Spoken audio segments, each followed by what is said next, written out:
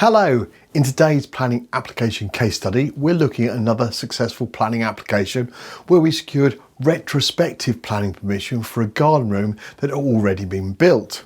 This project also highlights a common issue we come across where homeowners believe a development falls under permitted development, only discover that planning permission is actually required because of specific planning constraints in their area. This application related to an application in the Charnwood Borough Council area. The proposal sought planning permission for the retention of a single-storey rear extension to an existing outbuilding, replacing an old lean-to greenhouse with a slightly larger garden room finished in materials that match the existing property.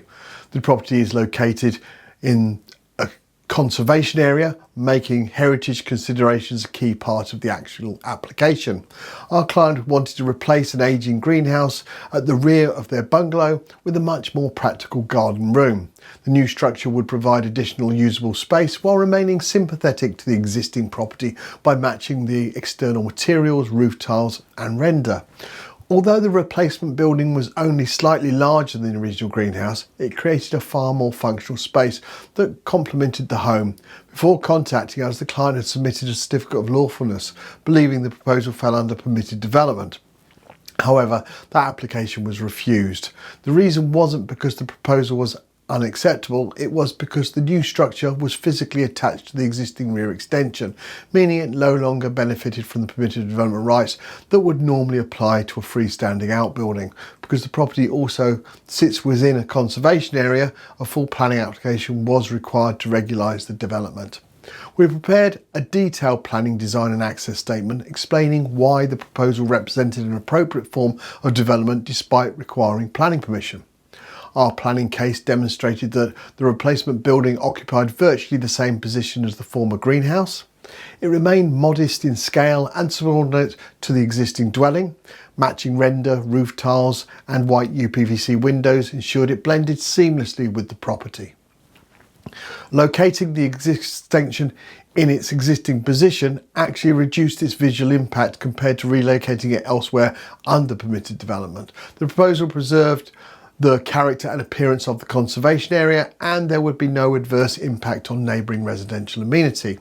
Throughout the process, we managed the application from start to finish, liaising directly with the Borough Council and presenting a clear planning justification supported by national and local planning policies. The planning officer agreed with our assessment. The officer concluded that the extension would cause no loss of privacy, daylight or sunlight or overlook to neighbouring properties. Nothing that an existing retained wall and neighbouring outbuildings provided effective screening anyway. From a heritage perspective, the officer also accepted that because the extension sits entirely to the rear of the property and remains hidden from the street and uses matching materials, it preserves both the character of the dwelling and the wider conservation area. The report also confirmed there would be no parking or highway concerns as no material planning considerations weighed against the proposal. The council granted the planning permission for the development. Only a single planning condition was imposed requiring the development to be carried out within accordance with approved drawings and planning statement. The council agreed that the proposal complied with local planning policy and national planning policy framework, concluding it caused no harm to neighbouring amenity, no visual harm to the surrounding area and no harm to the conservation area. The planning application was validated on the 7th of November and planning permission was granted on the 22nd of December. That meant approval was secured in just over 6 weeks despite the site being located in a conservation area and involving retrospective issues. At Hill Planning and Developments, we regularly assist homeowners with retrospective planning applications, conservation area developments and projects that initially appear to fall under permitted development but actually don't. We provide a fully managed planning service, preparing detailed planning statements, liaising proactively with the local planning authorities and detailing with the application for the form submission right through to the final decision. Our objective is always to give every application its strongest possible chance of success while making the planning process as straightforward as possible for our clients. If you completed work without planning permission or you're unsure whether your proposal requires consent, we'll be happy to have a conversation. We offer a free, no obligation telephone consultation where you can discuss your project, we'll explain your options and advise what we believe could be a good route forward.